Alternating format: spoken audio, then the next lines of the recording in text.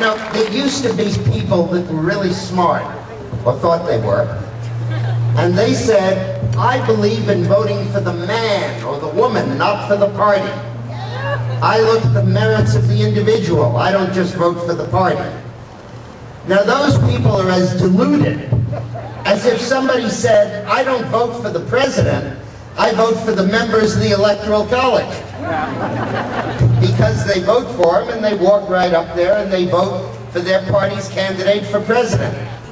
And when you send the most conservative, right-wing, Bible-thumping, gun-toting, budget-balancing, pro-life, anti-gay marriage Democrat up to Washington, the first vote he casts is for Nancy Pelosi as Speaker, or for Harry Reid as Senate Leader. And let me tell you something about Washington. Once they do that, no other vote matters.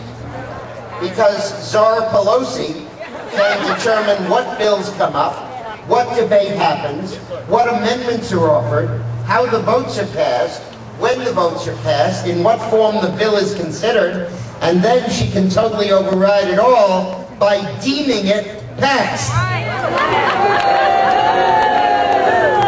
So when a congressman says, I'm a conservative Democrat with Arkansas values, that used to be true.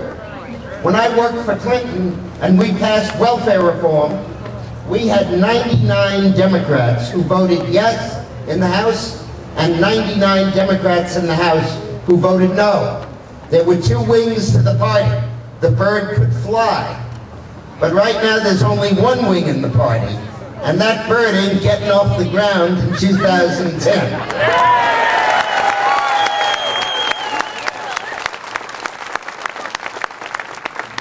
There's a reason for that. All of the money in political campaigns now is centrally controlled by the party committees. And when you hear an advertisement saying, I'm not like one of those Washington Democrats, I stand up for the values of Arkansas, that ad is paid for by the Washington Democrats, who are saying that to fool you. And they have successfully fooled this state, which usually votes Republican for president, into electing 3 out of 4 Democratic congressmen, a Democratic governor, and 2 Democratic senators, and it's time to change that.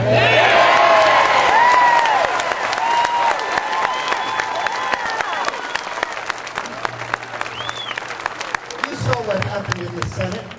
They needed 60 votes, they got 60 votes. In the House, they needed 216, they got 216. And if they needed all 258 of them, they would have gotten that too. And you get hypocrites, like the ultimate hypocrite in the United States today, Congressman Mike Ross from Texarkana. Congressman Ross is a doozy. When the health care bill came up in committee, and he was the swing vote, and if he voted no, he would have killed it, he voted yes. Then it comes out on the floor and nobody needs his vote, and the son of a gun votes no. So he can go to you and say, I voted against this bill. But you know what, Mike? We're smarter than that.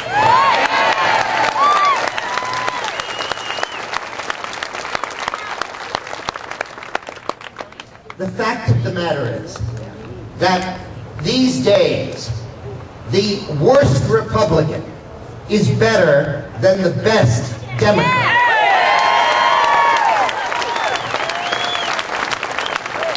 And anybody who thinks that they're supporting a balanced budget and a cut in spending and a strong anti-terror policy and a strong effort to leave free enterprise free and hold down taxes by voting for a conservative right-wing Democrat is kidding himself. Absolutely fooling himself. Because that guy's going to go right back up to Washington and vote the party line. Now, let me explain what's going on now in Washington. Barack Obama took office with one fundamental idea, and that was to make America a socialist country. Now, When I say a socialist country, I am not throwing an epithet. I'm not using an adjective. I'm not even describing a political philosophy. I'm citing a statistic. Whether you're socialist or free enterprise is a matter of mathematics, not a matter of ideology. It's what percent of the economy is controlled by the government. Plain and simple. And when Obama took office, the United States was 28%. And Japan was 31%. And Britain was 41%, and France was 48%, and Germany was 50%, and Sweden was 54%. So those other countries were socialist countries because the government controlled almost half or more than half of the economy. Now, since Obama has been president, our percentage has risen from 28% to 36%. And if healthcare reform is fully implemented, which I'm determined it won't be,